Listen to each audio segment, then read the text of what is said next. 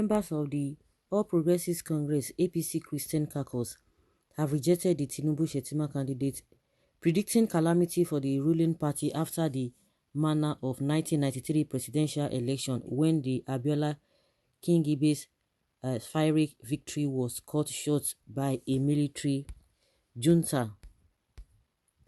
The APC's Christian Caucus, which includes Governor Simon Lalong of Plateau State, Cabinet Secretary Boss Mustapha, Senator Ishaku Abu, among other top politicians, on Monday issued a communique conveying their disappointment and resistance to the party's selection of two Muslims as its presidential flag bearers, that the current Nigerian environment and political atmosphere is different from what occurred in 1993, and therefore a Muslim ticket is unacceptable. It doesn't take the smart to know that Abiola Kingibe victory turned out to be a fiery victory, as there was never a president Abiola nor a vice president Kingibe. Is that what we want a repeat of in 2023? Partly reads the communique. The communique came hours after Mr. Abu told People's Gazette that he would work against Mr. Tinubu for picking a Muslim in repudiation of the country's religious makeup of equal number of Muslims and Christians. Christians in the APC warned that Bola Tinubu's use of religious exclusivity as a tool for winning the 2023 election carried grave consequences. This will certainly result in a massive revolt against the party. Leadership is all about inclusiveness, justice, and equity, the communique emphasized, noting that Nigeria's unity was paramount in this moment of national peril. The APC Christian Caucus concluded the communique, stressing that any political party or candidate that elevates the greed of a few above the needs of the generality of the people has no business running the affairs of Nigeria. But with all the atrocity, nonsense happening under the APC, these guys, they did not even come out to even reject it. Everything was fine. But if not because of this Christian or Muslim ticket, you people didn't even see anything wrong with this administration that has dealt with a lot of people. How many Christians have you fought for? Even if you want to look at it from that particular angle, everybody is just all about selfishness. It's selfishness. How many times have you called you caucus in APC? How many times have you called out Buhari, or you caution him that he should do something? How many times? I wouldn't know.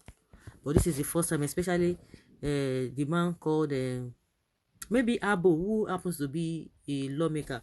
But this other man, Mustafa, and this other one, is it Lalo or Babache Lawa? I have never seen them come out to tell us that what has been happening in that party, or what has been happening to Nigerians or Christians especially. They've not made any comments. They're always keeping quiet. So because of this now, you are coming out to tell us what is not. Well, now dog they chop dog. People should continue.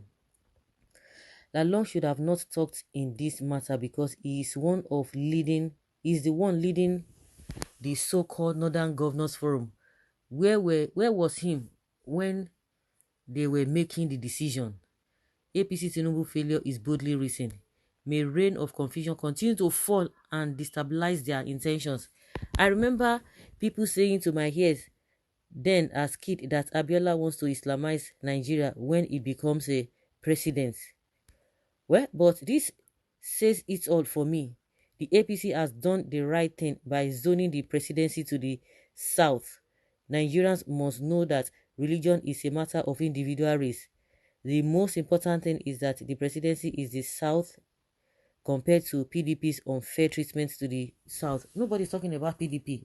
We are talking about APC. So they should not just come and miss anything. But for somebody who is saying that when he was a small kid, that they said he wanted to Islamize Nigeria, and he never became one. Likewise then, no religious issues, but now the current administration has made us known ethnicity, religion, divisions. And Buhari even brought this whole thing. Because even before, during good Lord Jonathan, there was no way you would have brought that idea, because there was nothing that suggested that. But Buhari made all these things open, and he didn't care. And he does not still care as we speak. He was the one that brought all this division that is so glaring that is everybody, even the baby in the womb can even testify to that. It spoiled everything, and that's why I say he wants to leave eagerly. And my question is that Buhari has stood and contested it 3 times. He never tried it to use a Muslim, despite his popularity, because the kind of popularity that Buhari has or had even in those northern areas, he doesn't have it in the southwest. He doesn't have it, and yet Buhari never tried that Muslim, and it was the reason why Tinubu couldn't even be vice president. So Buhari, so why is it that Buhari is keeping quiet? They are just leaving him to continue to fail, but he's boasting. You know, if when somebody feels that he's larger than life, he doesn't listen to anybody, and that's why his friend Baba Chelawa came out and said, "No, this is not right. That you are going to pay dearly for what you are embarking on, what you have already done, because it's listening to other people." Abiola dump millions of Bible into the ocean because of his hatred for Christianity. Okay, but this says it all for me. Let him continue. Let them continue. Everyone is afraid of APC. APC still remain the strong party in Nigeria. If you can't beat them, you join them. Really? You will keep on drinking. Yeah. Your name is Abel. Can you imagine? Says all I need to know about you. Okay. Oh. Do you know that Kabiru Sokoto was arrested at Kashim Shettima's house in Abuja on the morning of December 25th, 2011, as worshippers gathered for Christmas prayer inside St. Teresa Catholic Church, Mandala, Niger State? A bomb exploded, killing 37 worshippers. Nigerians were horrified. Who could have done this? Was the question on everyone's lips. Goodluck Jonathan, the go-to culprit for everything wrong with Nigeria, was not only blamed but cursed generously. He managed a vow to bring the culprit to justice. In no time, the man pictured above, Kabiru Umar Abubakar Diko, aka Kabiru Sokoto, was identified as the mastermind of the horrendous bombing. Security agents under strict instructions from President Jonathan went crazy looking for him, and his Boko Haram cell in Abaji was discovered. But despite infiltrating the cell, the terrorist was nowhere to be found.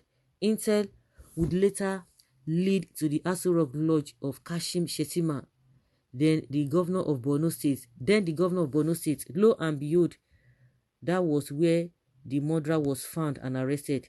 Now, Biu is an interesting character.